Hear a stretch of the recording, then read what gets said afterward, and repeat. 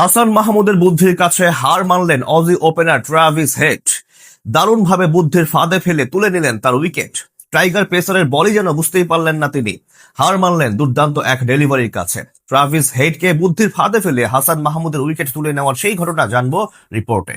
Travis head বাংলাদেশকে ভোগাতে পারে এমন সম্ভাবনা ছিল টেস্ট সিরিজ শুরুর আগে থেকেই। বামহাতি এই ব্যাটারের সাম্প্রতিক সময়ের ফর্ম ও পারফরমেন্স অবশ্য তেমন বার্তাই দিচ্ছিল, কিন্তু তাকে ফেরানোর দায়িত্বটা নিয়ে নিলেন হাসান মাহমুদ। এই ধরনের বড় মাপের ব্যাটারদের সাধারণত বোলিং এর চেয়ে বুদ্ধির খেলায় বেশি ফেলতে হয়, ঠিক সেটাই করলেন হাসান মাহমুদ। হেডকে ডিরেক্ট বোল্ড করলেন দারুণভাবে ফাঁদে ফেলে।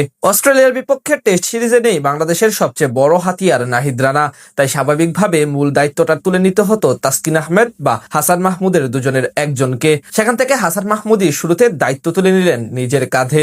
অজি ব্যাটারদের বিপক্ষে দিনের শুরুতেই দুর্দান্ত বোলিং করে এক প্রকার ছাড়খাড় করে দিয়েছেন সবকিছু। দুই ওপেনারকে আউট করে মোমেন্টাম নিয়ে আসেন নিজেদের দিকে। বিশেষ করে ট্রাভিস হেডকে আউট করার মুহূর্তটি ছিল সবচেয়ে বেশি উপভোগ্য।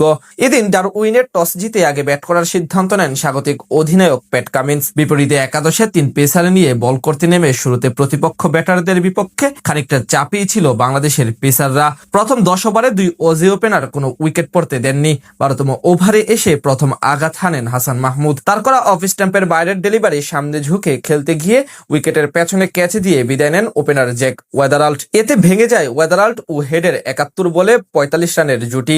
ওয়েদারাল্ট করেন 23 রান। 1 ওভার বিরতি দিয়ে ফের আক্রমণে আসেন হাসান। 14তম ওভারের তৃতীয় বলে তাকে দারুণ এক কভার ড্রাইভে 4 মারেন হেড, কিন্তু অস্ট্রেলিয়ার বাহাতি ব্যাটারের উইকেট বেশিক্ষণ স্থায়ী হতে পারেননি।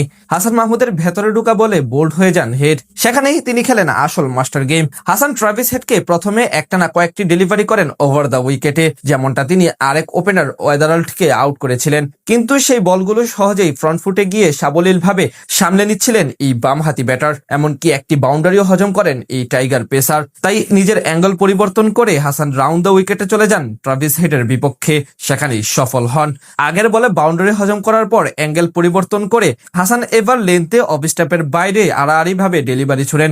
সেটি আগের বারের মতোই সামনের পায়ে ভর দিয়ে খেলতে গেলে ইনসাইড হয় ট্রাভিস হেডের। ফলে ব্যাটে লেগে সোজা বোল্ড হন তিনি এবং দ্বিতীয় উইকেটের পতন ঘটে অস্ট্রেলিয়ার। হাসান মাহমুদের এই বুদ্ধিটি ঠিকমতো বুঝতে পারেননি অজি ওপেনার। এদিন বল হাতে বাংলাদেশের বাকি পেসাররাও প্রথম ঘন্টায় অসাধারণ ছিলেন। মার্নাস লেবুশানকে ফিরিয়ে তৃতীয় আঘাত হানেন ইবাদত হোসেন। তার বলে স্লিপে শান্তর হাতে ক্যাচ দেন ডানহাতি এই ব্যাটার। যদিও খানিক আগে তানজিদ তামিম একটি ক্যাচ মিস করেন স্টিভেন স্মিথের। অন্যদিকে তাসকিন তুলে নেন ক্যামেরন গ্রিনের উইকেট। সব মিলিয়ে টাইগার পেসাররা দারুণ করেছেন অস্ট্রেলিয়ার বিপক্ষে প্রথম সেশনে।